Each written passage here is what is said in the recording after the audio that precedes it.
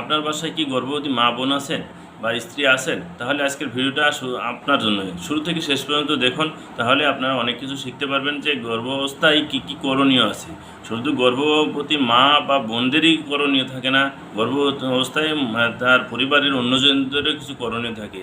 সেগুলো আপনারা আজকে জানতে পারবেন ইনশাল্লাহ। যখনই শুনবেন যে আমাদের পরিবারের কেউ একজন গর্ভ অবস্থায় হয়েছে বা গর্ভবতী হয়েছে, সেই ক্ষেত্রে ওনাকে স্ট্যান্ডার্ডভাবে ডেলিভারি আগ মুহূর্ত পর্যন্ত সর্বোচ্চ আপনি 4 বার, আপনি 3 মাস, আর 3 মাসের সময় একবার, 5 মাসে একবার, 6 মাসে একবার, আর 7 মাস 8 মাস সময় বা 8 মাসের সময় একবার, এরকমভাবে একবার ডাক্তারের চেক আপ করাইবেন।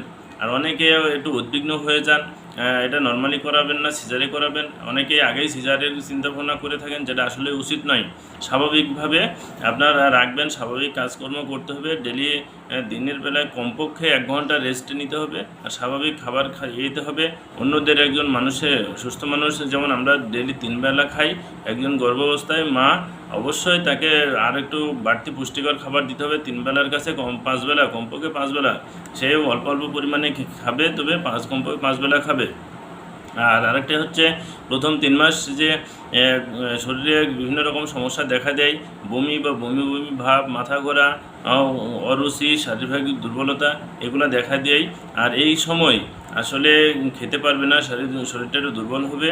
অবশ্যই একজন ডক্টরের পরামর্শ অনুযায়ী বিভিন্ন প্রকার ওষুধের যদি দরকার হয় সেটা খেতে হবে, আর পুষ্টিকর খাবারটা খাওয়াইতে হবে। আর যদি অতিরিক্ত বমি হয় বা সেক্ষেত্রে ডাইক্লিস প্লাস নামে ট্যাবলেট পাওয়া যায়, এবং যদি গ্যাসের সমস্যা হয় যদি প্যান্টোনিক্স নামে যে ট্যাবলেট পাওয়া যায়, আর সাথে খাবার স্যালাইন, এগুলা একজন অবশ্যই একজন ডক্টরের পরামর্শ অনুযায়ী খেতে পারেন, এবং এগুলো অবশ্য প্রেগনেন্সি নিরাপদ।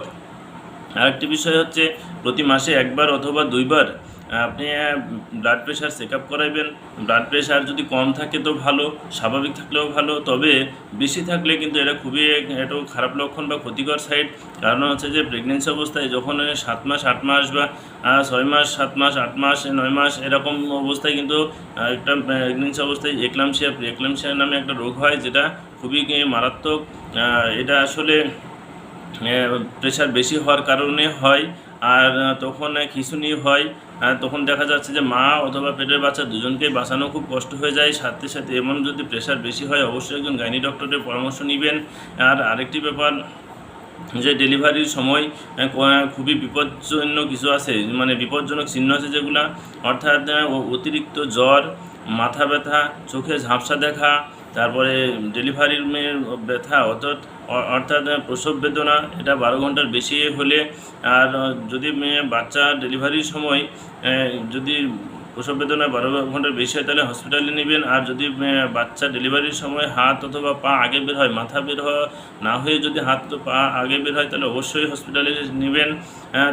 না হলে বাসায় রাখলে এটা জীবনের ঝুঁকি আছে।